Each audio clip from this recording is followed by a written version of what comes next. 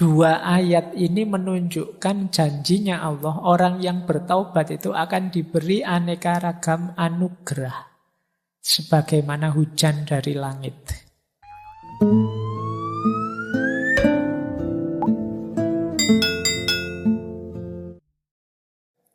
Kenapa sih seperti saya bilang tadi, taubat ini dipentingkan. Kalau bahasa anak-anak hari ini mungkin diviralkan oleh para sufi, para ulama. Dimainstreamkan. Karena memang ini sangat penting. Berkaitan dengan situasi, kondisi, hakikat hidup kita. Apa hakikat hidup manusia yang menuntut dia concern, perhatian dengan taubat? Yang pertama adalah kita ini punya kecenderungan khoto' wan nisyan. Jadi manusia itu punya fitrah bisa salah, bisa khilaf. Atau lebih ekstrimnya mudah salah, mudah khilaf. Dan itu tidak perlu saya suruh ngaku, kamu sudah ngerti sendiri bahwa manusia itu mudah salah, mudah khilaf. Jangankan yang tidak sengaja, yang kamu sengaja itu loh banyak. Dan kamu nyaman-nyaman saja. Apalagi dosa yang sendirian tidak ketahuan orang. Waduh, kok lupa tadi belum sholat maghrib? Tidak apa-apa, tidak ada yang tahu. Kalau sama Allah tinggal tobat saja. Jadi kecenderungan jiwa banyak begitu. Manusia itu makhlul khoto' wan nisyan. Oke, ini ciri pertama. Kenapa kemudian orang fokus untuk bertobat. Sadarilah, tidak ada manusia yang bersih.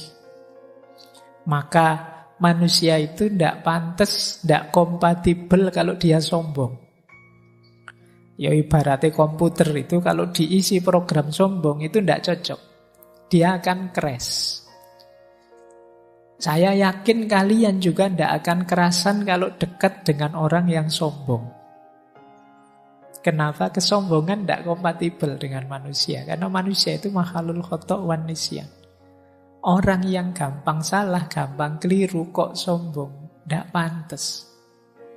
Kayak tidak punya dosa saja kan gitu. Setiap orang pasti punya salah, punya dosa. Makanya kalau teman-teman kok tiba-tiba sampai pada momen harus konflik dengan orang, mungkin terdorong untuk maki-maki orang, menyalah-nyalahkan orang, menyesat-nyesatkan orang, ayo kembali dulu pada diri kita. Emangnya aku tidak pernah salah?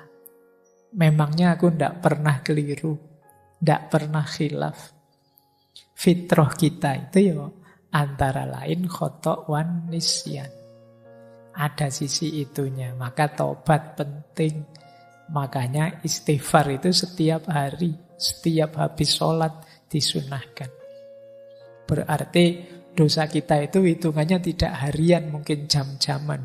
Jangan-jangan menitan. Jangan-jangan detikan. Jadi kalau kalian muhasabah mungkin bukan minggu ini saya salah apa, tapi jam ini saya salah apa? Atau jangan-jangan menit ini saya salah apa ya? Dari berangkat ke masjid ngaji sampai sekarang dalam masjid kira-kira saya ada salah enggak? Perbuatan mungkin tidak, tapi pikiranku ada salahnya enggak? Ada kelirunya enggak? Ada negatifnya enggak? Mungkin jangan-jangan tadi sudah sebelum jam 8 sampai sini, Pak Faiz pun enggak datang-datang sih. Katanya on time. Muslim yang baik itu menetapi waktu kok yo jam 8 lebih belum datang-datang. Pikiranmu bilang begitu.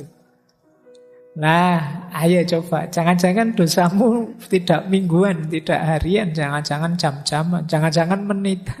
Jangan-jangan detikan. Setiap kali kamu buka HP itu mungkin dosamu bergeraknya detikan. Jadi pulsanya naiknya cepat. Detik ini buka gambar itu nambah. Detik selanjutnya buka apa lagi nambah lagi. Manusia makhlul khoto' wan nisyan. Itu pun ditambah karakter kedua, kecenderungan kedua manusia apa? Tidak mau disalahkan. Orang itu biasanya Kalau disebut salah, ditunjuk sebagai salah, tidak mau. Karena manusia punya fitrah kebenaran, jadi dia merasa gelisah kalau terbukti salah. Atau ditunjuk bahwa kamu salah. Padahal mungkin memang kamu salah. Itu kan yang membuat sering ada konflik orang ngantri misalnya. Orang ngantri tiba-tiba nyerobot. Terus dimarahi, mbok yo jangan nyerobot. Kadang-kadang dia malah nyolotnya lebih kuat. Padahal dia yang salah. Kenapa? Orang gelisah kalau disalahkan, ditunjukkan kesalahannya. Jadi manusia itu tidak mau disalah-salahkan. Makanya kalau kalian ingin jadi orang bijaksana, kalau menasihati orang, menunjukkan salahnya orang, lebih baik di situasi diam-diam yang tidak ketahuan orang. Karena manusia punya kecenderungan ego, tidak mau disalahkan. Itulah mengapa perintah bertobat itu diulang-ulang. Ayo tobat, ayo tobat. Itu karena kalau dibiarkan, kamu tidak ngaku kalau kamu salahmu banyak. Jadi ini kecenderungan kita yang kedua.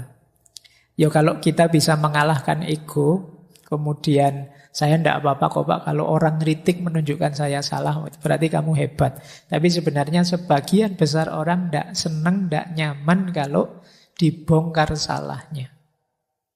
Padahal dia sendiri tahu itu salah. Sampai kadang mencari, kalau kayak minggu lalu, defense mechanism. Wah, kamu kok nonton video-video kayak gitu? Terus, alah ngapain sih ngurusin hal kecil kayak gini? Yang dosa lebih besar banyak itu, yang korupsi itu, yang kamu malah lari kemana-mana. Karena tidak ingin yang salah itu kamu, biar orang lain saja yang salah. Nah ini kecenderungan kita. Kadang-kadang karena saking tidak bisa mengelaknya, terus kamu lempar kesalahan, nyari kambing hitam ke yang lain. Saya dosa kayak gini, ya jangan salahkan saya. Ya yang kayak gini nih harusnya mbok diblokir sama pemerintah, mbok tidak usah dibolehkan tayang, mbok ya kamu malah nyalahkan itunya. Padahal yang nafsu kamu.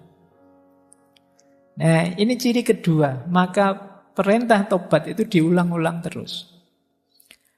Yang ketiga, nah ini juga lanjutan yang kedua sebenarnya. Seringkali kita itu melakukan pembenaran. Kalau bahasa hari ini normalisasi kesalahan yang kita lakukan. Ah wajar Pak, manusia begitu. Saya manusia normal Pak, makanya yo ada salah-salahnya dikit kayak gitu. Dinormalisasi. Kamu kok sering bolos? Ya biasalah Pak, anak muda. Kayak tidak pernah muda aja Bapak ini. Kamu normalkan yang salah. Nah ini penting kamu ingat-ingat. Itu yang dimaksud Imam Ghazali. Pikiran kita itu sebenarnya bukan raja. Dia hanya panglima perang yang kuat saja, yang disuruh-suruh oleh hati kita. Jadi kita itu sering tidak mencari kebenaran, tapi mencari pembenaran. Makanya kalau kita dengerin YouTube, kalau kita mencari ustadz yang kita sukai, kalau itu mesti yang kita cari ya yang cocok dengan kebenaran yang kita yakini selama ini. Kita kalau bahasanya Sartre dulu, kita hanya ingin mendengarkan gema suara kita. Itu mengapa di ngaji filsafat ini saya lari ke barat, lari ke timur, ke Jawa, usah tak puter-puter kemana-mana, biar kamu luas. Biar kamu tidak hanya mendengarkan gema suaramu. Biar tidak hanya pembenaran yang kamu cari, tapi juga kebenaran. Karena cirinya manusia memang selalu mencari pembenaran. Nah kalau kamu sadar, kalau salah ya salah, jangan memberi pembenaran, kan berarti kamu terbuka untuk bertobat. Ya ternyata saya memang kemarin keliru, saya memang salah. Dan ini tidak gampang pada manusia. Mungkin mulutmu tiap hari istighfar, tapi istighfarmu kan tidak mantap, tidak sepenuh hati. Karena kamu punya argumen yang kamu lakukan itu tidak sepenuhnya salah. Yang keempat, kenapa kita harus sering bertobat? Diri manusia ini punya beberapa perangkat yang sifatnya dual. Dual itu punya dua sisi. Kalau bahasa Al-Quran, fujuroha wa taqwaha. Ini yang membuat kita bisa khilaf. Misalnya, nafsu makan itu bagus, tapi ketika kita berlebihan dalam makan, dia berubah dari takwa jadi mungkar. Nafsu seks itu manusiawi, tapi kalau kita melampiaskannya tidak di jalur yang benar, ya dia dari takwa jadi mungkar. Ada dual. Mata ini bisa jadi sumber pahala, bisa jadi sumber dosa. Tanganmu juga begitu, kakimu juga begitu. Ini namanya dual karakter. Sehingga ya kalau tidak hati-hati ini kecampur-campur. Itulah mengapa kita penting bermuhasabah. Jadi, ya benar sih kamu buka HP-nya, HP WA Al-Quran kamu ngaji. Tapi kamu lupa tiba-tiba muncul iklan. Orang yang bajunya minim misalnya. Harusnya astagfirullah, alhamdulillah. Terus kamu sadar, tidak boleh sebenarnya saya lihat, dosa aku misalnya. Nah, ini loh sering keselip-selip, kecampur-campur.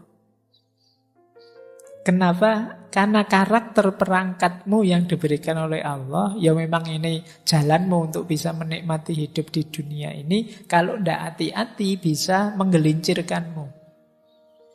Disitulah gunanya kamu sadar harus siap sedia untuk selalu bertobat. Nah, terus yang kelima, yang terakhir ini godaan. Sekeliling kita itu banyak sekali godaan. Jadi kalau pakai istilahnya bulan lalu ya, jadi segala yang kita temui itu sebenarnya nantang kita. Mau kamu apakan? Nah, ini godaan. Teh yang ada di sebelah saya ini kan sudah disuguh, ini godaan. Mau diminum atau tidak diminum sisa sehingga dibuang saja. Ini kan ada dua alternatif. Ketemu kalian ngaji malam hari ini kan juga begitu. Mau diikuti saja, dikritisi saja, dicueki saja, dijalankan saja. Ini semua tantangan-tantangan. Yang begitu kamu salah membacanya, ya harusnya lahir pahala jadi lahir dosa. Apalagi ada makhluk yang oleh Allah diberi izin khusus untuk menggoda kita, menyesatkan kita. Nah, finalnya ini secara teori. Jadi tobat itu diawali pengetahuan, kemudian dilanjutkan dengan kesadaran untuk berubah, didasarkan pada penyesalan, ditekadi untuk perbaikan.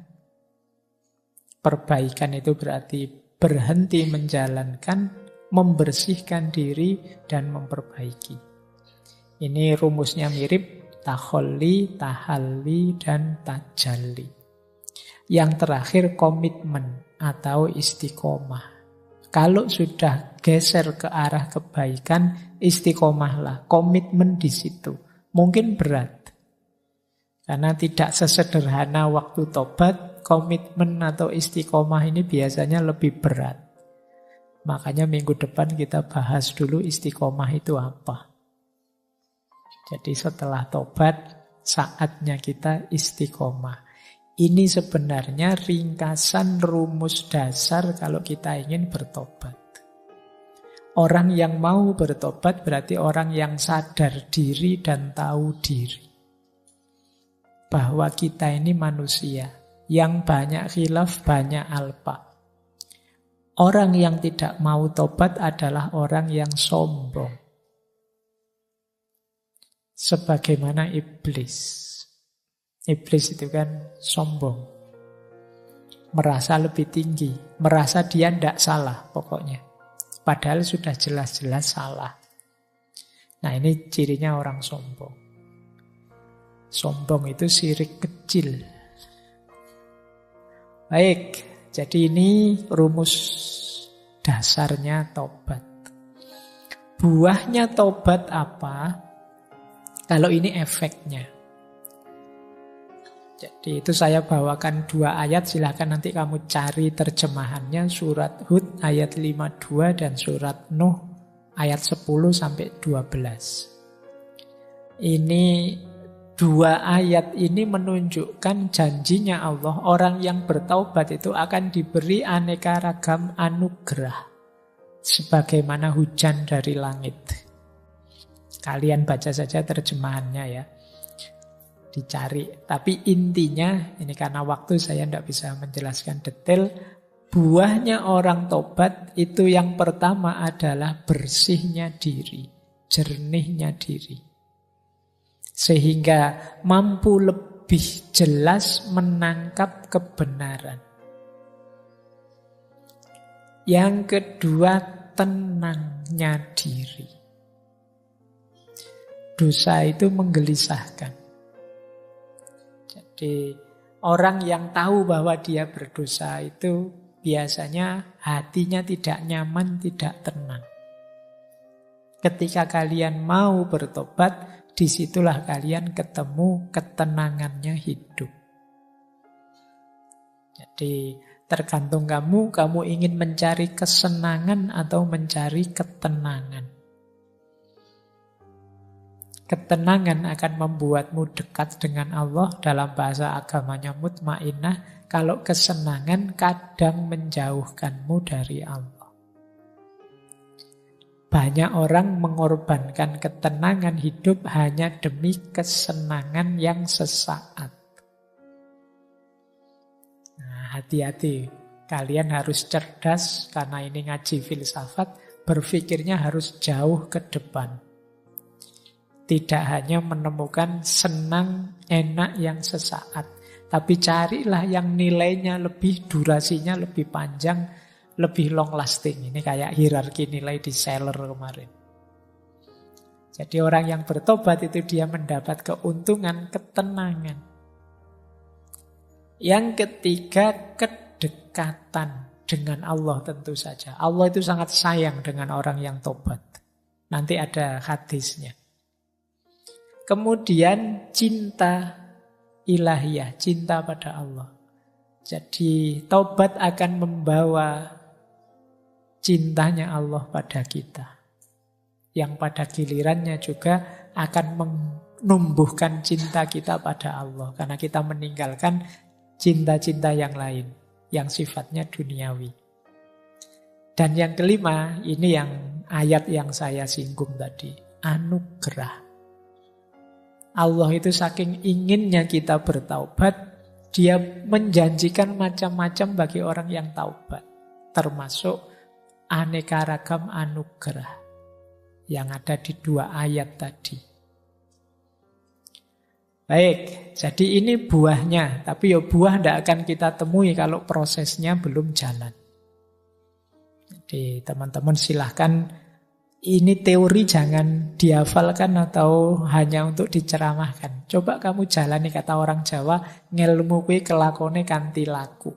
Kalau ingin benar paham seperti apa manfaatnya tobat, jalankan tobat itu.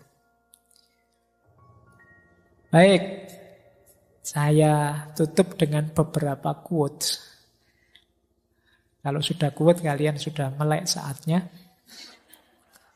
Sudah mau ditutup. Ini menarik. Ada kalimat dari Robi'ah, istighfar kita membutuhkan istighfar lagi. Aku beristighfar kepada Allah dari ucapanku, aku beristighfar pada Allah. Kita, kata Robi'ah, diminta menistighfari istighfar kita. Kenapa? Istighfar kita selama ini banyak palsunya. Setiap hari, mungkin setiap habis sholat kita astaghfirullahaladzim. Kadang-kadang kaget pun yang keluar dari mulut kita astaghfirullahaladzim. Tapi istighfar kita tidak ada yang serius. Buktinya apa? Istighfar rutin tapi dosa juga jalan terus. Maksiat tidak kita rem sama sekali. Kesalahan tidak kita sesali sama sekali. Maka kata Robi'ah, aku beristighfar dari istighfarku sendiri. Istighfarku ternyata isinya bukan aku bertobat pada Allah, tapi justru istighfarku seakan-akan meremehkan istighfar itu sendiri. Dengan jalan dosa yang jalan terus, kekhilafan kemaksiatan yang tidak pernah aku sesali. Ini quotes pertama dari Robi'ah. Quotes kedua, ini nanti kalian renungi ya. Kalau ini menarik, kalau ini agak dalam. Ada orang bertanya pada Robi'ah. Orang ini merasa banyak dosa. Aku telah sering berbuat dosa. Dan semakin lama aku merasa tidak taat pada Allah. Apa kalau aku tobat, Allah mengampuniku? Robi'ah menjawab tidak. Tetapi kalau Allah mengampunimu, maka engkau akan tobat. Kamu pikir ya, ini agak dibalik logikanya. Jadi maksudnya apa? Keterbukaan hatimu untuk bertobat sungguh-sungguh itu hakikatnya sudah dibuka pintu ampunannya Allah untukmu. Anugerahnya Allah padamu. Diberi anugerah kok tidak diambil, ya berarti itu salahmu. Jadi bukan kalau saya bertobat Allah akan mengampuni. Allah akan mengampuni kalau Allah sudah mengampuni, maka aku akan terbuka untuk bertobat. Jadi tobat itu hakikatnya anugerahnya Allah. Maka tadi saya bilang, kapanpun kalian terbersit di pikiranmu untuk bertobat, itu adalah sirotol mustaqim, cahaya yang diberikan oleh Allah, doa yang kamu minta tiap hari untuk ditunjukkan jalan lurus. Itulah bentuk pengabulannya Allah, antara lain dalam bentuk kesadaran dan niatmu untuk tobat. Maka jangan ditunda-tunda, jangan dinanti-nanti. Dinanti-nanti maksudnya nanti saja.